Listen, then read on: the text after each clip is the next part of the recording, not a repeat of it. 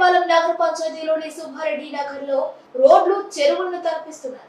గత 5 సంవత్సరాల నుండి అక్కడ ప్రజలు, స్కూల్ కు వెళ్లే పిల్లలు, వాహనదారులు, పాదచారులు ఇబ్బంది పడుతున్న విషయం అందరికీ తెలిసిందే. అయితే గత ప్రభుత్వంలో సుబ్బారెడ్డి నగర వాసులు ఉన్న డ్రైనేజీ మాకు చాలు, కొత్త డ్రైనేజీ మాకు వద్దు అని మొరపెట్టుకున్న పోలీసులను పెట్టి మరి ఆ ఏరియా కౌన్సిలర్ కంట అనంతమ్మ మరియు నగర పంచాయతీ కమిషనర్ చంద్రశేఖర్ రెడ్డి అక్కడ డ్రైనేజీ నిర్మించడంతో ఉన్న సమస్య కాస్త పెద్ద సమస్యగా మారింది. అయితే వర్షం వచ్చినప్పుడల్లా ఎక్కడ నీళ్లు అక్కడే నిల్వ ఉండడంతో దుర్గంధమైన దుర్వాసనతో అక్కడ నివాసం ఉంటున్న ప్రజలు, చిన్న పిల్లలు వివిధ రకాల జబ్బుల బారిన పడుతూ ఇబ్బందులకు గురవుతున్నారు. బుచ్చిరెడ్డిపాలెం నగర పంచాయతీలోని సుబ్బారెడ్డి నగర్ లో రోడ్లు చెరువులను తలపిస్తున్నారు.